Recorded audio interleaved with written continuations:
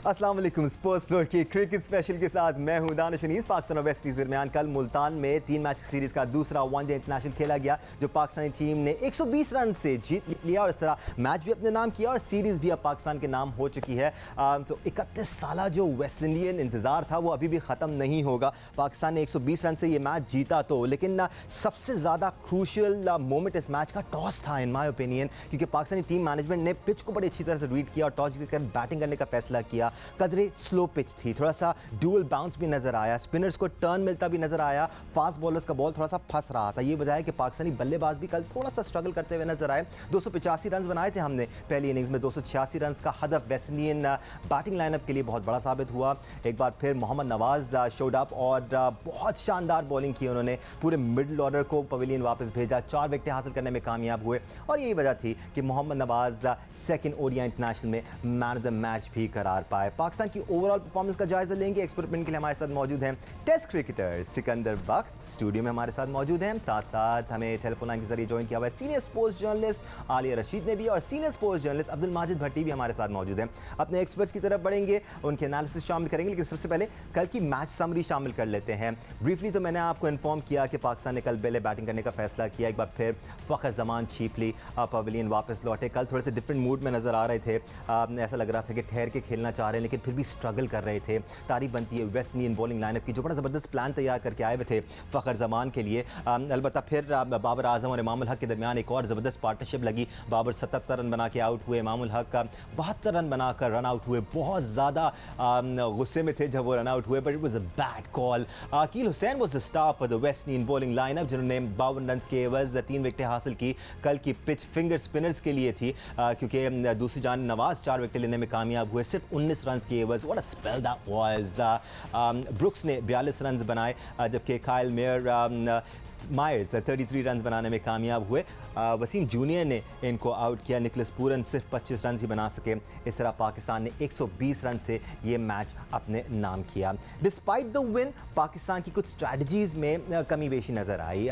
ये चीज़ें इन सीरीज़ में सही करना ज़रूरी इसलिए होता है क्योंकि जब आप तगड़ी टीमों के खिलाफ खेलते हैं तो ये छोटी छोटी चीज़ें शिकस्त का बायस बन जाती हैं। सिकू, आपसे डिस्कशन का आगाज़ करते हैं। सबसे पहले तो पॉजिटिव से शुरू करते हैं। सिकंदर, अच्छा फैसला था टॉस जीतकर बैटिंग करने का, क्योंकि माजी में हमने देखा है एट टाइम्स पिच रीड करने में भी प्रॉब्लम हो जाता है और हम गलत फैसले ले लेते हैं। देखो, पाकिस्तान के अंदर मैं हमेशा कहता हूँ, आपको अगर याद हो मेरे प्रोग्राम्स आप करते हो मेरे साथ, कि पाकिस्तान में आप अच्छे स्पिनर्स के साथ जीत सकते हो जी। You need a good spinners. और हम पहले कहते थे कि हमारे पास एक स्पिनर था, वो स्पिन नहीं करता था, वो फ्लोट करता था बॉल। हम बार बार इसी बात पे जोर दे रहे थे कि जी हमें अच्छे, अभी भी मैं समझता हूँ हमें और स्पिनर्स भी ढूंढने चाहिए जी। आप जब पाकिस्तान की पिचेस पे आप खेलते हैं तो फिर आपको स्पिनर्स स्ट्रांग होने चाहिए। कल जैसे ही मैच शुरू हुआ और आपने जैसे कहा कि टॉस जीत के बिल्कुल सही फैसला किया, और जब अकील हुसैन की 2 बॉलें ब्रेक हुई तो कमेंटेटर जो थी, लोग जो थे वो शोर मचा रहे थे, वो what a great ball.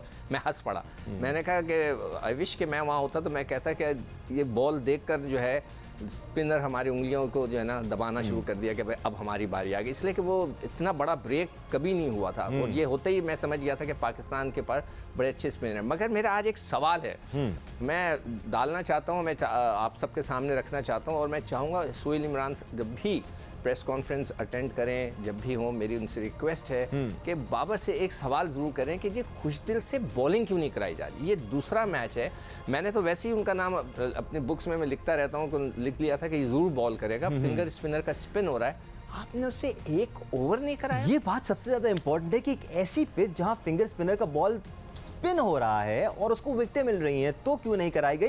Having said that, हम उस प्लेयर की बात कर रहे हैं, उस बॉलर की बात कर रहे हैं जिसने पिछली ही सीरीज में ऑस्ट्रेलिया के खिलाफ अच्छी बॉलिंग परफॉर्मेंस दिखाई थी, आपको विकेटें भी लेके दी थी, रन्स भी रोके थे। एक ऑप्शन आपके पास मौजूद है तो इस्तेमाल होना चाहिए। बट भट्टी साहब, फिलहाल जरा पॉजिटिव से बात करें। हम तो अच्छा फैसला था टॉस जीतकर बैटिंग करने का। फ़खर जमान अनफॉर्चुनेटली जल्दी पवेलियन लौट गए, लेकिन फिर इमाम और बाबर जबरदस्त तरह से रिस्पॉन्सिबिलिटी उठा रहे हैं पाकिस्तान के लिए।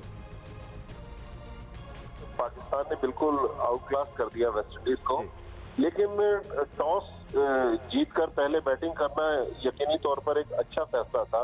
लेकिन मेरे ख्याल में, मेरे लिहाज में या मेरे ख्याल में जो सबसे पॉजिटिव कल का फैसला था वो मोहम्मद वसीम जूनियर को खिलाने का था। उस लड़के ने, आप देखें कि प्रेशर मोमेंट्स में छक्के भी खाए और फिर कमबैक भी किया, 3 विकेटें लिए। हसन अली हमारे प्रीमियर फास्ट बॉलर अभी इंग्लिश काउंटी में उसने काफी विकेटें ली। हमने एकदम से हसन अली को एक कहां से कहां पहुंचा दिया। लेकिन आप देखें कि जो बेंच पर हमारे बच्चे बैठे हुए हैं, जब उनको मौका मिल रहा है तो वो अच्छी परफॉर्मेंस देने की कोशिश कर रहे हैं। तो कल 3 विकेटें ली मोहम्मद वसीम जूनियर ने। मेरा ख्याल में ये अच्छा साइन है, लेकिन क्या ही अच्छा हो जाए कि हमने सीरीज तो जीत ली, अगर तीसरे मैच में हम मजीद जो हमारे बेंच पे लड़के बैठे हुए उनको अगर ट्राई कर ले, थोड़ा सा बोल्ड डिसीजन ले ले, तो मेरे ख्याल में बुराई नहीं है। लेकिन मेरे हिसाब से जो कल का पॉजिटिव था वो मोहम्मद वसीम का टीम में आना, और फिर जिस तरह उसने कमबैक किया, शुरू में छक्के खाए, फिर उसने एक बैट्समैन को बोल्ड किया, सेकंड स्पेल में देखे उसने फिर 2 विकेट ली, तो मोहम्मद वसीम आउटस्टैंडिंग था। ये हमारे जो सीनियर फास्ट बॉलर हैं उनके लिए थोड़ा सा अब एक खतरे की घंटी है कि पीछे लड़के आ रहे हैं। अगर और भट्टी साहब करेंगे, ये खतरे की घंटियां भी बड़ी पॉजिटिव हैं, क्योंकि ये प्रेशर ऐड करती हैं सीनियर बॉलर्स पर कि जी पीछे से टैलेंट आ रहा है, हमें और अपना गेम अप करने की ज़रूरत है, और ज़्यादा मेहनत करने की ज़रूरत है। आलिया, पहले मैच के बाद, इवन उससे पहले भी आप काफ़ी एडवोकेट करती रही हैं वसीम जूनियर के लिए और कहती रही हैं इनको खेलना चाहिए। इसके साथ साथ शाहनवाज दहानी भी हैं। ये 2 बॉलर साथ साथ डेवलप होते रहे, शाहीन शाह अफरीदी, हारिस रऊफ और हसन अली के, तो पाकिस्तान की बॉलिंग में और ज़्यादा स्ट्रेंथ नज़र आएगी हमें आगे आने वाले सालों में। मैं तो यहाँ तक कहूंगी दानिश कि आपका जो तीसरा वनडे है कल, उसमें आप धानी को खिलाएं, हारिस रऊफ को बिठा दें। हारिस रऊफ काफी रन दे रहे हैं और उतने इफेक्टिव नहीं लग रहे, क्योंकि देखिए आप सीरीज तो आपने जीती है, जीत गए हैं आप, तो आप ये चांस ले सकते हैं। अगर आप ट्राई कर लें तो उसमें कोई हर्ज नहीं है। अभी भट्टी साहब जो बात कर रहे थे बेंच स्ट्रेंथ की, देखिए बेंच स्ट्रेंथ जो है वो उतनी ही इम्पोर्टेंट और उतनी ही इक्वली क्वालिटी होती है उसकी जितनी के 11 खेल रही होती है। तो ये बहुत जरूरी है। अब एक पॉइंट जो कल से मैं सोच रही हूँ कि क्या हम जो मोहम्मद हारिस को खिलाया है हमने, क्या वो एक सही फैसला है कि T20 के बाद हम उनको यहाँ खिला रहे हैं और फिर नीचे, और देखिए चौथे नंबर पे ह्यूज डिफरेंस है इस चीज का कि आप हार्ड बॉल के साथ फील्डिंग रिस्ट्रिक्शंस में खेलें, ठीक है। वो देखिए पावर प्ले में ऊपर खेलना और बात है, और जब बॉल नरम हो जाए और फील्ड ओपन हो जाए तो खेलना एक डिफरेंट चीज है। मुझे नहीं समझ में आती कि अगर आपके पास अब्दुल्ला शफीक भी बैठा हुआ है, वैसे तो मैं समझती हूँ कि वनडे में सऊद शकील से किसी को ये जगह नहीं छीननी चाहिए, उनको 100% यहाँ पे होना चाहिए, हमें उनकी इसमें जरूरत है, और इंशाल्लाह वो आ जाएंगे सैटरडे के बाद। तो ये 2-3 चीजें। फिर जिस तरह जो है हम कुछ दिल की बात कर रहे थे दानिश, तो उनको बैटिंग पे पहले क्यों नहीं भेजा गया? ये बड़ा ही इम्पोर्टेंट पॉइंट है Aliya. I will come back to you on that. मैं जरा सिकू की पॉइंट ऑफ व्यू ले लूँ इस पर। सिकू, प्रोग्राम स्टार्ट होने से पहले मैं और आलिया यही बात कर रहे थे, अगर आप एक टीम के कप्तान हैं और आपको एक लड़का पहला मैच सीरीज का जिता कर देता है, एक्सेप्शनल बैटिंग करता है, तो अगले मैच में जब आप टोटल प्लेस कर रहे हैं आप उसको डिमोट कर देंगे? यार देखो, जब जो सिचुएशन जब आई थी ना जी, और जब मैंने शादाब को आते हुए देखा तो मेरे जहन में भी ख्याल आया। फिर मैंने सोचा कि हो सकता है कि वो उसको एज अ पावर हिटर इस्तेमाल करके चाह रहे हैं कि बीच में एक लड़के कुछ ओवर खेलने, ये आखिरी में आके मार। पावर हिटर सर, मगर मैं नहीं समझता कि हाँ, नहीं बिल्कुल आप सही कह रहे हो, मैं I totally agree with you कि अगर उसको आपको डेवलप करना है, exactly he is good enough कि वो वहाँ खड़े होकर वक्त के ऊपर खड़ा भी हो जाए, और फिर जब मौका लगे तो वो मारे भी जी। ये तो आपको पर एक डबल एडवांटेज हो गया ना।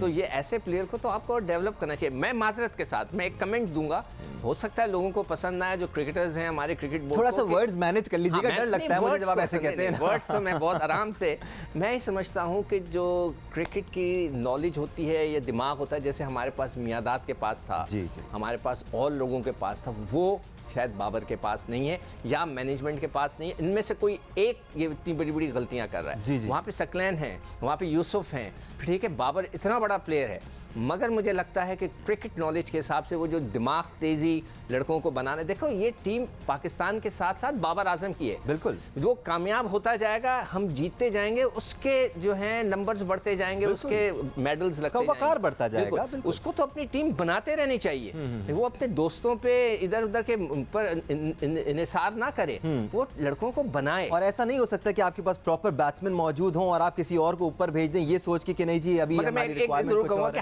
हारिस को एक और चांस दे दे, बिल्कुल एक पूरा दे चांस दें। मिलना चाहिए। हाँ, बिल्कुल। पर भट्टी साहब, क्या समझ का फुकदान है या भरोसा नहीं है खुशदिल शाह पर, या शादाब खान पर कुछ ज्यादा ही भरोसा है कि एक प्रॉपर बैट्समैन को जो बैटिंग ऑलराउंडर है उसकी जगह बॉलिंग ऑलराउंडर को ऊपर भेज दें? दानिश, ये बात मैंने कल भी कही थी और इससे पहले भी कई प्रोग्रामों में कर चुका हूँ कि हम लोग बेसिकली हारने से डरते हैं। हम नहीं चाहते कि जब मैं कप्तानी कर रहा हूँ, मैं बाबर आजम की बात कर रहा हूँ, कि वो नहीं चाहते कि उनके दौर में टीम हारे, वो चाहते हैं ज्यादा से ज्यादा उनके बेल्ट पर। भट्टी साहब, ठीक है, मान लिया कि हम हारने से डरते हैं, लेकिन एक लड़के ने आपको पहला मैच जिता के दिया है, तो आप उस पर भरोसा क्यों नहीं कर रहे, किसी और पे भरोसा क्यों कर रहे हैं? बल्कि दानिश, मैं तो उससे भी आगे की बात करता हूँ कि जब फखर जमान ओपनर की हैसियत से 25 रन उस वक्त टोटल स्कोर था, आउट हुए, वहाँ मेरे ख्याल में मोहम्मद हारिस को भेजना चाहिए था। मोहम्मद हारिस टॉप ऑर्डर का बैट्समैन है। बिल्कुल ऐसा ही है। बिल्कुल आलिया ने सही बात की कि गेंद पुरानी हो जाती है, फील्ड रेस्ट्रिक्शन खत्म हो जाती है, वहाँ पर हारिस के लिए जरा मुश्किल पेश आती है। इसी तरह देखिए, हम लोग एक तो प्लेयर को बहुत ज्यादा चढ़ा देते हैं। पिछले दिनों जब फर्स्ट मैच हमने जीता, मैंने सोशल मीडिया पे पढ़ा कि हमें खुशदिल की शक्ल में डेविड मिलर मिल गया। भाई खुदा का खौफ करें, एक मैच की परफॉर्मेंस पर हम डेविड मिलर बना देते और दूसरे मैच की परफॉर्मेंस पर बाहर कर देते। लेकिन बिल्कुल, अगर आपको अपने बैट्समैन को कॉन्फिडेंस देना है तो फिर उसको ऊपर भेजें। देखिए, ठीक है, आप उससे बॉलिंग नहीं करवा रहे, आप उसको शादाब से ऊपर भेजें, लेकिन मसला वो ये डरते हैं कि शादाब एक्सपीरियंस है, शायद शादाब बेहतर बैटिंग कर जाए, ये प्रेशर ना ले सके।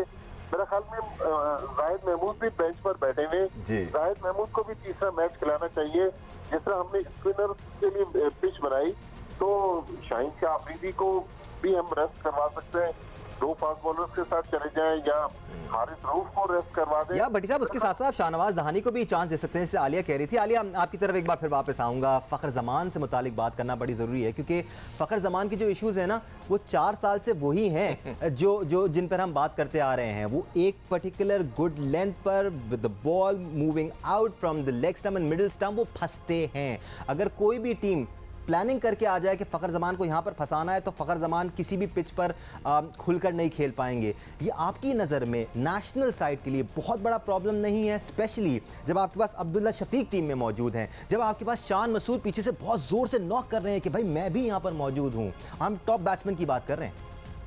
जी बिल्कुल, आप टॉप बैट्समैन की बात कर रहे हैं। उस लिहाज से आप ये देखें, यहाँ पे तारीफ मैं इमाम की जरूर करना चाहती हूँ। कल जिस तरह से बाबर जब स्ट्रगल कर रहे थे, तो थ्रू आउट उन्होंने अपने मेट को पूरा सहारा दिया, एग्रेसिव खेल के बहुत अच्छी इनिंग जो है वो खेल रहे थे। इसी तरह फखर का हम ये बार बार कहते हैं कि जी इम्पैक्ट प्लेयर हैं और वो किसी वक्त भी, कोई भी दिन होगा जब तो वो खेल जाएंगे तो फिर वो सिंगल हैंडेडली जितवा लेंगे। मेरा ख्याल है थोड़ा सा प्रोफेशनल और इंटरनेशनल टीमें जो है वो इस सोच से बाहर निकल आई हैं। वो एक टोटलिटी में देखती हैं कि प्रोफेशनली ऊपर से लेकर नीचे तक जिसका जो रोल है, क्या वो उसको प्रॉपर्ली अदा कर सकता है या नहीं। फखर के टैलेंट पे कोई शुबा नहीं है, लेकिन टैलेंट जब तक ट्रांसलेट ना करे एग्जीक्यूशन में और उसमें अपना हिस्सा ना डाले, उस वक्त तक वो बेकार होता है। मैं शॉर्ट बॉल है जो उन्होंने टारगेट किया हुआ है कि शॉर्ट बॉल देनी है और उन्होंने आउट होना है, तो इसके ऊपर आप काम कर रहे हैं। जबकि वनडे में फखर की इतनी अच्छी परफॉर्मेंस रही है, तो उनको इस और फिर T20 में चलो एक जरा नजर आता है मुझे कि वो बहुत जल्दी प्रेशर में आ जाते हैं, जल्दी मारने के चक्कर में आप आउट हो जाते हैं। लेकिन वनडे में आपके पास बॉल्स हैं, आपके पास ओवर्स हैं, आप आराम से खेल सकते हैं और आप एक अच्छी पोजीशन पे आ रहे हैं जहाँ आपके पास बेपनाह ओवर्स पड़े हुए हैं इनिंग्स बनाने के लिए। तो वहाँ कोई ऐसी जल्दी नहीं। फिर यहाँ पे आपकी अपनी खामी है। End of the day Danish, बात वही होती है कि जी कोचेस ने तो बताना होता है ना, लेकिन आपने एग्जीक्यूट ग्राउंड के मिडिल में जाके आपने ही करना है। तो ये सीखने की बात है, ये उनको सीखनी चाहिए। और एट द सेम टाइम मैं एक बात और ऐड करना चाह रही थी कि बाबर की बात हो रही थी कप्तानी की। मेरा ख्याल है उनको भी ये जरूर समझना चाहिए कि मोहम्मद वसीम जो है वो पुरानी गेंद के साथ ज्यादा इफेक्टिव हैं। उनको आप नई बॉल में पावर प्ले में उन्होंने जो फुट खाई है वो उनको सूट नहीं करती है। कप्तान को पता होना चाहिए कि कौन सा बॉलर जो है वो कहाँ पे अपना इम्पैक्ट छोड़ सकता है या कहाँ ज्यादा। ठीक है, पाकिस्तान टीम के लिए कनंड्रम भी ये रहा है कि गुज़िश्ता 5-6 सालों में हमें नई बॉल से बॉल करने वाले बॉलर्स कम मिले हैं। शाहीन शाह अफरीदी नई बॉल से बॉल करते हैं, उनका साथ देने वाला हमें कोई नहीं मिलता। हमने काफ़ी सारे ऑप्शंस यहाँ पर ट्राई कर लिए हैं। वसीम जूनियर को शायद हो सकता है डेवलप करने की कोशिश की जा रही है। शाहीन अफरीदी की बात की जाए तो कल भी उन्होंने 4 ओवर्स में सिर्फ 17 रन देकर 1 विकेट हासिल की। Exceptional for Pakistan. और शाहीन शाह आफरीदी के खिलाफ जब बैटिंग कर रही होती है दूसरी टीम, तो वो आपको रिस्पेक्ट देते हुए नज़र भी आती है। एक और बॉलिंग परफॉर्मेंस थी कल के मैच में, वो थी मोहम्मद नवाज़ की। मोहम्मद नवाज़ ने कल एक्सेप्शनल बॉलिंग परफॉर्मेंस दिखाई। सिकू पहले मैच में थोड़े से रस्टी नज़र आए थे हमें। आप उनके कल के स्पेल को देखें तो उन्होंने 10 ओवर्स में सिर्फ 19 रन देकर 4 विकेट्स हासिल किया, एन इकॉनमी ऑफ 1.90। क्या एक्सेप्शनल बॉलिंग परफॉर्मेंस थी। लेकिन मैं सिर्फ कल की बात नहीं करूँगा, कितनी बड़ी नाइंसाफ़ी थी कि पिछले 3-3.5 सालों में नवाज़ को टीम में नहीं रखा गया। अगर रखा जाता तो आज दुनिया क्रिकेट के टॉप 5 में होते ही ऑलराउंडर्स। चले, जो वक्त था वो गुजर गया, अब क्या कह सकते हैं। हमारे मैं तो अभी आपको मैंने खुलासा जो थोड़ा सा दिया फ़ख्र के लिए, तो मैं आप कह रहे थे ना कि दुनिया को पता चल जाएगा, तो वो सबको पता चल चुका है। कल जो उसने बॉलिंग की है, ठका ठक एक ही जगह पे इधर खिलाते रहे। अच्छा, मज़े की बात यह है, मोहम्मद यूसुफ जब मेरे साथ बैठे थे तो मैंने दोनों ने मिलकर प्रोग्राम किया था, तो उन्होंने बताया था कि इस तरह वो बैटिंग करे, तो क्या वो काम नहीं कर रहे? मैं पूछना चाहूँगा। सर, ये एक बहुत बड़ा टेक्निकल फ्लॉ है जिस पर वो मेहनत करते आ रहे हैं पिछले 3 सालों से। आपने जैसे कहा कि वो बताते होंगे, आलिया ने जैसे कहा कि वो इम्प्लीमेंट तो उन्होंने करना है। सही बात है, ठीक है, तो मगर उसकी कोई सख्ती तो होनी चाहिए ना कि भाई हम आपको बता रहे हैं, आप समझ नहीं रहे या सीख नहीं रहे। सब प्रॉब्लम ये है कि हमारे लिए 10 मैचेस में एक exceptional performance, match winning performance काफ़ी है। वो उसका रोल है अकॉर्डिंग टू सम हमारे साथ जो मसला है वो ये है कि जब आप जीतने लगते हो ना, तो फिर आंखों में पट्टी, कानों में रुई ठोस के सब बैठ जाते हैं कि हम तो जीते हुए, बात ख़त्म हो गई। मगर आप बात कर रहे थे नवाज़ की, देखिए नवाज़ की जो मैं कल बॉलिंग देख रहा था तो स्पिन तो हो ही रहा था, क्या जबरदस्त लूप दे रहा था वो बॉल लूप दे के वो अंदर वाली जो गेंद करता है, अब थोड़ी सी ड्रिफ्ट करती है। हाँ, ड्रिफ्ट करती है, फ्लिपर टाइप का मारता है। हम हमारे ज़माने में हम फ्लिपर कहते थे, आई डोंट नो अब आज या स्ट्रेटर वन कहते हैं, या वो बड़ा अच्छा करता है, ला के ऊपर से मारता है। तो जब उसको हेल्प देखें, हर बॉलर को हेल्पिंग विकेट्स चाहिए होती हैं। ये नहीं आप कहें कि यार उसने उस दिन तो मार खाई, ठीक है, मगर वो पिच भी तो ऐसी थी। बिल्कुल, तो जहाँ अच्छी पिच आते ही वो अपनी परफॉर्मेंस देते, बात खत्म। मतलब बात तो वही है ना, हर बॉलर हर रोज 6 आउट नहीं करता या 4 आउट नहीं करता, उसको कंडीशंस और सिचुएशंस चाहिए होती हैं। तो वो कल उसको मिली और उसने एक्सप्लॉइट कर दिया। और जिस तरह कल आलिया भी कह रही थी कि ये टीम वर्क है, अगर एक प्लेयर एक दिन सही परफॉर्म नहीं कर रहा होता तो दूसरा स्टेप अप करता है। अगर स्पिनर की बॉल नहीं घूम रही होती तो फास्ट बॉलर के पास मौका होता है कि वो विकेट्स हासिल कर सके। Senior sports journalist, programme score के एंकर पर्सन सैयद याहिया हुसैनी भी हमें ज्वाइन कर चुके हैं। उनका भी ओपिनियन ले लेते हैं हम कल के मैच से मुतालिक। पाकिस्तान ने बिलाखिर ये सीरीज भी अपने नाम कर ली है, बट याहिया ओवरऑल बेहतरीन परफॉर्मेंस थी पाकिस्तान की। मोहम्मद नवाज सरफहरिस्त थे जिन्होंने 4 विकेटें हासिल की, सपोर्ट रोल्स भी अच्छे प्ले हुए, फिर साथ साथ बाबर आजम, इमाम अल हक की एक बार फिर अच्छी पार्टनरशिप देखने को मिली। तो क्या ये कहा जा सकता है कि सही सिमत में चल रही है पाकिस्तानी क्रिकेट इस वक्त? दानिश, आईने के 2 रुख होते हैं, और अगर आप जीत के हवाले से बात कर रहे हैं तो जीत का तो मतलब यही होता है कि बिल्कुल जो परफॉर्मेंस है आपको उसका अप्रिशिएट करना चाहिए। बट ऑनेस्टली स्पीकिंग, अगर आप मुझसे पूछे तो सिर्फ दोस्ती यारी पे ये टीम चल रही है। और अगर आप नवाज की पर्टिकुलरली परफॉर्मेंस की बात करें तो यही मैदान था, यही पिच थी जहाँ पर पिछला मैच खेले थे नवाज, तो वहां पर उन्होंने 60 रन क्यों दे दिए थे। जहाँ सिचुएशन होगी वहां नवाज आपको बॉल डालते हुए दिखाई देंगे। कल सिचुएशन थी, कल अकील हुसैन जब बॉल कर रहे थे उन्होंने नवाज को आउट किया था, उन्होंने प्रेस कॉन्फ्रेंस में आके कहा कि जनाब मुझे उसी वक्त अंदाजा हो गया था। तो अगर आपको सिचुएशन मिलेगी तो ये शेर होंगे वरना ढेर होंगे। दूसरी जो सबसे इंपॉर्टेंट चीज है, जिस तरह इमामुल हक खेल रहे हैं, जिस तरह बाबर आजम खेल रहे हैं, बड़ी टीमें जब आपके साथ खेलेंगी तो आपको दूध का दूध और पानी का पानी हो जाएगा। और हारिस ने जिस तरह आपको लेट डाउन किया है, नो डाउट बहुत टैलेंटेड प्लेयर है, लेकिन जिस तरह वो खेले हैं उन्होंने आपको आईना दिखा दिया है। और आप कहते हैं ये आपकी वर्ल्ड क्लास बॉलिंग है, वर्ल्ड क्लास बॉलिंग है, तो पिछले मैच में आप इनसे 300 खा गए थे।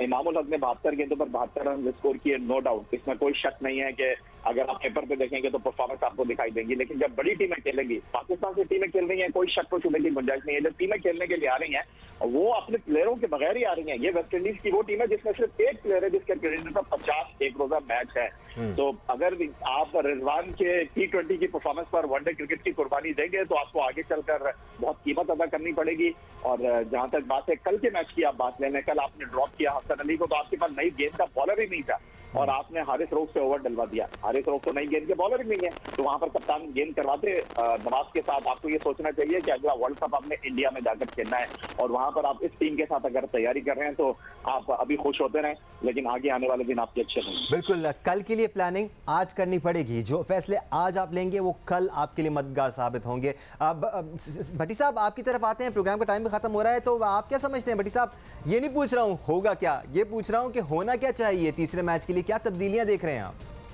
दानिश, मेरे तो ख्याल में एटलीस्ट 2 तब्दीलियां होनी चाहिए। शाहनवाज दानी को खिलाना चाहिए और अगर चाहें तो जाहिद महमूद को खिला दें। लेकिन आज का प्रोग्राम दानिश, अगर एक जो टॉपिक है वो हमने डिस्कस ना किया तो ये प्रोग्राम इनकम्प्लीट रहेगा। वो टॉपिक है बाबर आजम कप्तानी के हवाले से। कल उन्होंने जो ग्लव्स से गेंद रोकी और 5 पेनल्टी रन दिए।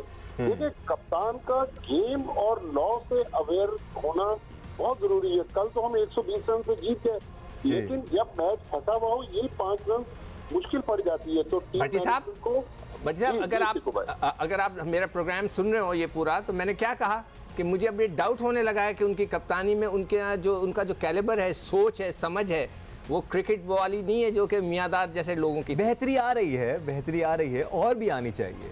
लेकिन सिखो भाई, ये जो हम अब फुटेज देख रहे हैं ना कि उसने ग्लव्स उतार के फेंका, गेंद की तरफ भागा और कप्तान ने ग्लव्स पहन लिया, तो मतलब आपको क्रिकेट के लॉ का नहीं पता कि आपको 5 पेनल्टी रन पड़ गए। तो मेरा ख्याल में ये एक अलार्मिंग चीज है। टीम मैनेजमेंट को इस पे भी सोचो विचार करने की जरूरत है। ठीक है, ये इंपॉर्टेंट पॉइंट था भट्टी साहब। आलिया, वैसे तो मैं आपसे चेंजेस के बारे में जानना चाह रहा था, लेकिन ये जो पूरा स्टेज था ना, हम सब गौर से देख रहे थे, इस पूरे स्टेज में थोड़ी सी सीरियसनेस कम नजर आ रही थी। प्लेयर्स थोड़े से हमें एक्टिव ज़्यादा नजर आ रहे थे। मैच में ज़्यादा फोकस नहीं था, बट साइड की चीज़ों पर थोड़ा सा ज़्यादा फोकस नजर आ रहा था।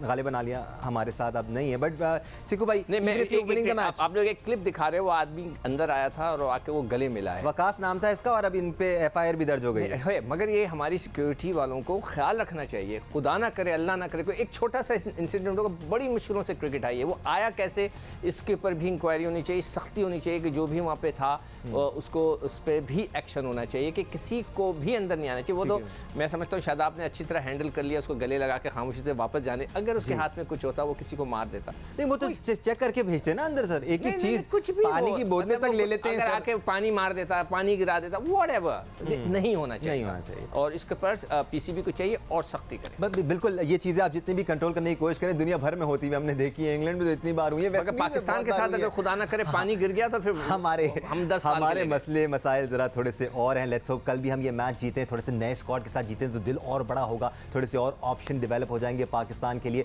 सिकंदर बख्त, आपका बहुत शुक्रिया। अब्दुल माजिद भट्टी, सैयद याहिया हुसैनी और आली रशीद, आप सबका बहुत शुक्रिया। आपका शुक्रिया देखने के लिए। कल मिलते हैं दोबारा। अल्लाह हाफ़िज़।